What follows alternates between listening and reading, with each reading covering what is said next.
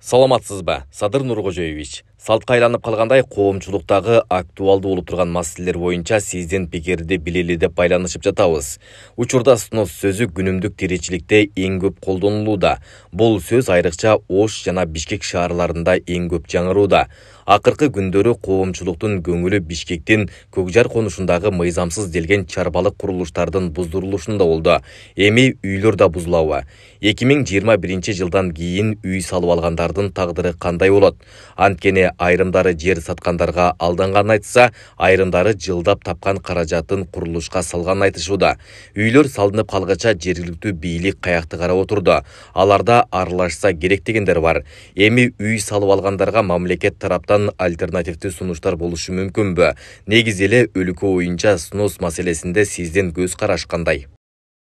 Саламатчылык. Мен 2020 жылы өлкө башына келген кезде жерлерди мыйзамсыз басып алып, үйлөрдү салып алган жарандарыбыздын көйгөйлөрү менен иш баштагам. 2005 жылкы ыңкылаптан бери жерлерди өзүм билемдик менен басып алышып, үйлөрдү салып алып жашап жаткан жарандарыбыз 10 миңдеген түтүн экен. Айыл болуп кетишиптер. Көбүнесе Ош менен Бишкек шаарларынын тегерек экен. Колдорунда кызыл китептери жок. Жашап жаткан даректери боюнча каттала алышпайт. Балдарын мектепке же бала бакчага бере алышпайт. Шайлоолорго катыша алышпайт. Деги койчу, иши кылса адам катарына кошула албай жүрүшкөнүн айтып, даттанып келип жүрүштү.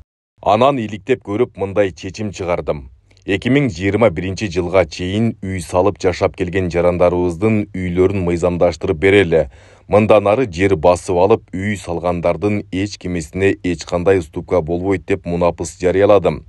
Ошентип 15 жылдан бери айыл болуп жашап жаткандардын үйлөрүн мыйзамдаштырып бердик. Андан кийин эмне болду дебейсизби? Өзүңүз суроо бергендей жергиликтүү бийликтегилерге да, алар менен чогуу иш кылган шылуундарга да Кудай берди. Жергиликтүү бийлик бош жаткан жерлерди мурда берилип кеткен кылып, үйлөрдү салганга шарт түзүп беришти. Албетте чөнтөк кызыкчылыктары үчүн.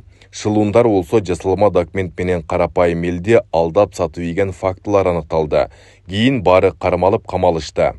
Мисалы, Аламөдүн районунун акими жана башка орто чиновниктер шылуундар камалышты. Мындай мисалдар көп. Анан шустырый жарандарыбыз пайдубалын куюп, айрымдары дубалын көтөрүп, алды чатырын жаба салышып, мен мурда эле кургам деген шылтоо менен акыры мыйзамдаштырып берет да деген максат менен ар кандай курулуштарды кура салгандар көп. Албетте арасында чынчыл жарандарыбызда болушу мүмкүн. Бирок көпчүлүгү 2021 жылдан кийин үй же болбосо ар кайсы багыттагы күркөлөрдү сала калгандар.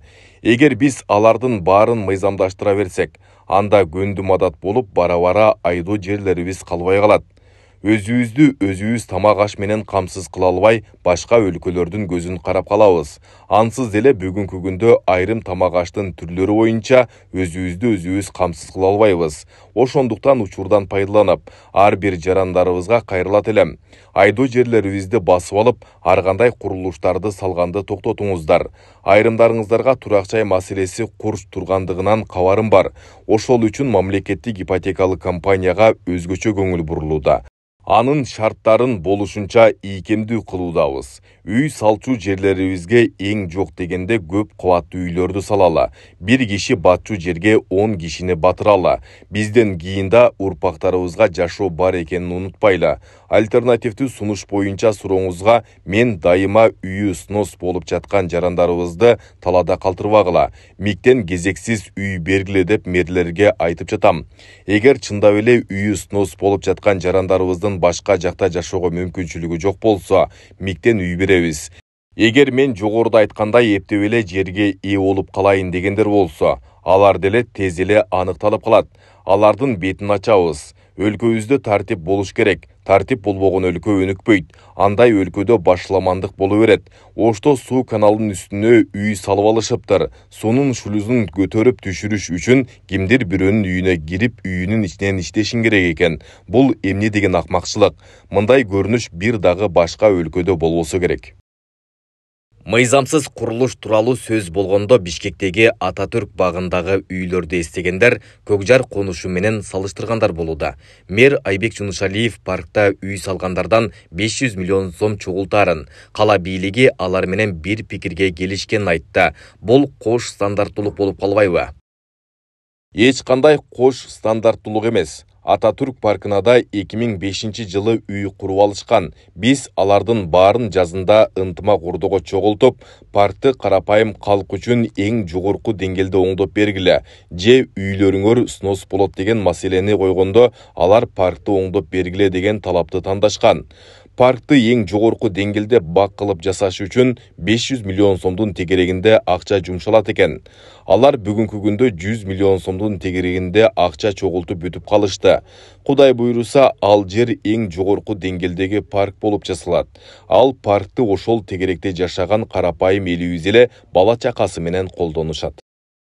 Тышкы саясий маселеге байланыштуу бир суроо. Азыр Россияда жүргөн молдовалык саясатчы Илон Шорду Кыргызстанга байланыштырган. Тагыраагы өлкөбүз аркылуу Россияга кирген санкцияларды кыйгап өтүүгө жардам берүүдө деп айыптаган материалдар батыш медиаларында маал-маалы менен чыгып калууда. Ушундай шартта Илон Шор түзүп, аркыл гуманитардык долбоорлорду ишке ашырган Евразия фондунун Кыргызстанга жардам берүүсү биз үчүн тобокелдик туудурбайбы? Биринчиден, биз жактан Россияга кирген санкциялык товарларды кыйгап өткөн бир дагы факты жок. Болсо бизге доомат коюп жаткан өлкөлөр далилдерди бетибизге коюп берсин. Андай маселе жок. Тескерисинче, Россияга санкция салган мамлекеттер өздөрү түздөн түз Россия менен миллиарддаган долларларга кызматташып жаткан фактылар бар. Аны ошол эле аркыл эл аралык медиалардагы кесиптештериңер жарыялап келишет.